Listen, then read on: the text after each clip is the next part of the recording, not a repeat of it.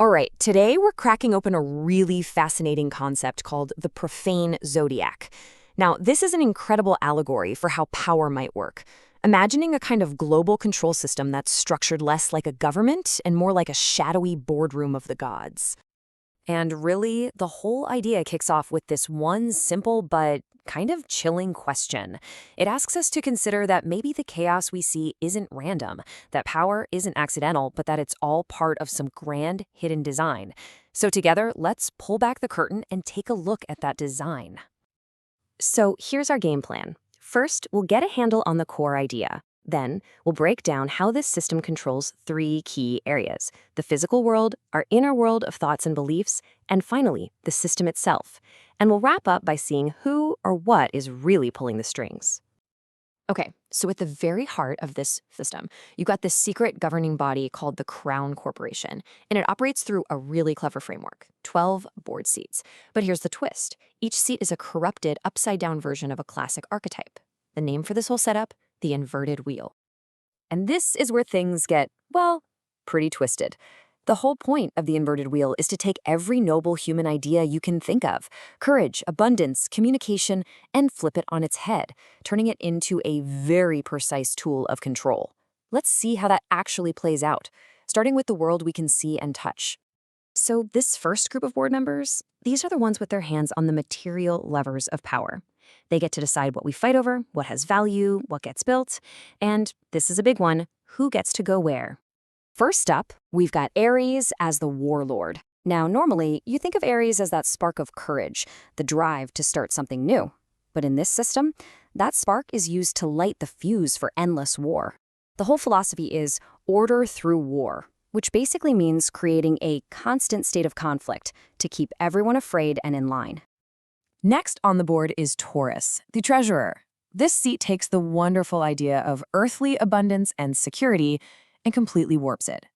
Instead of managing resources for everyone's benefit, the treasurer's job is to hoard wealth and create systems of debt, trapping people through a scarcity that's totally manufactured. Then there's Capricorn, the builder. That noble human drive to create things that last, it's corrupted into a machine that runs on pure profit. As the slide says, big projects aren't built for the public good. They're for pulling resources out of the ground and tightening control. It turns the sacred mountain into a pyramid for profit. And rounding out this group is Sagittarius, the navigator.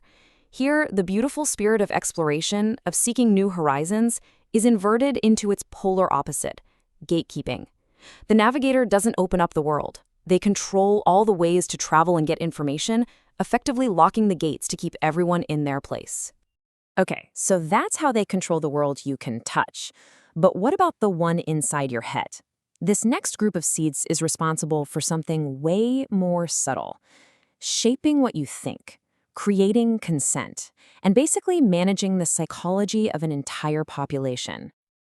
Let's meet Gemini, the propagandist. This seat takes the incredible gift of communication and turns it into a weapon. The goal isn't to inform you, it's to drown you in noise, to confuse you. By flooding everything with contradictory information, it creates this hall of mirrors where you can't even tell what's real anymore. Now, this next one, is genuinely creepy. Cancer, the warden. The archetype of the nurturing protector, the caring parent, is flipped to become the ultimate domestic controller. The warden uses the language of safety, of public health, to build a fortified cage around all of us, justifying every new rule, every intrusion, with that one little phrase: for your protection. It's kind of genius in a dark way, right? It turns the very act of caring into a mechanism for total control. So you've built this cage. How do you stop people from noticing the bars? Well, that's where Leo, the figurehead, comes in. This seat's whole job is to invert true nobility into just empty spectacle. It creates a never-ending circus of distractions: royal weddings, celebrity drama, big flashy ceremonies. Anything to keep you dazzled and looking away from where the real power is. And finally in this group, we have Pisces, the dreamweaver. This seat hijacks humanity's deepest need for meaning and spirituality. But instead of encouraging real enlightenment, the dreamweaver just floods our minds with counterfeit visions. Feel-good, superficial stuff that acts like a psychological pacifier, all designed to keep everyone passive, dreaming, and asleep at the wheel. So we've seen how they control the physical world and our inner world. But what holds the whole system together? What are the nuts and bolts of the machine itself? This last group of seats are the system administrators, the ones managing the data, the laws, and all the dirty secrets. First up, Virgo, the auditor. And this is where things get very real, very fast. You know that helpful impulse to organize things, to be meticulous? Imagine that being weaponized into total surveillance. Every piece of data is collected, every person is tracked by AI. Not to make things better, but for complete predictive control. Next, Libra, the judge. And honestly, this might be the most cynical inversion of them all.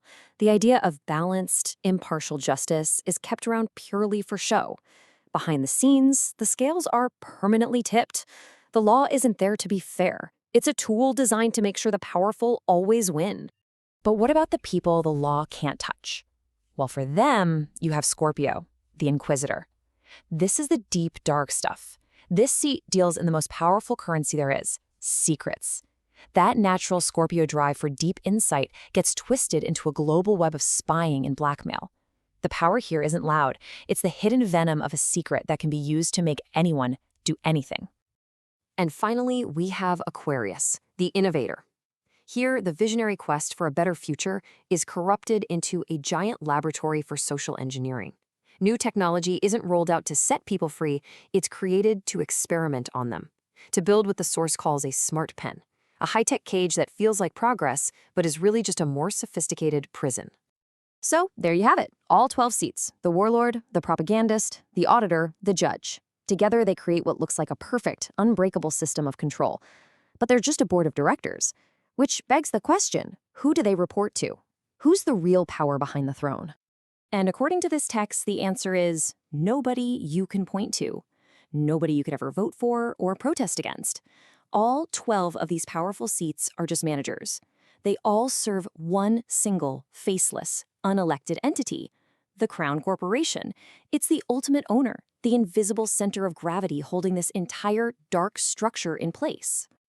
And that's the whole terrifying point, isn't it? When you put all their functions together, you see it creates a perfect self-sustaining loop. It creates conflict to justify its power. It uses debt to guarantee everyone serves it. It uses surveillance to stop any dissent. It manipulates our minds to get our consent. And it controls the rules of the game to ensure it can never lose.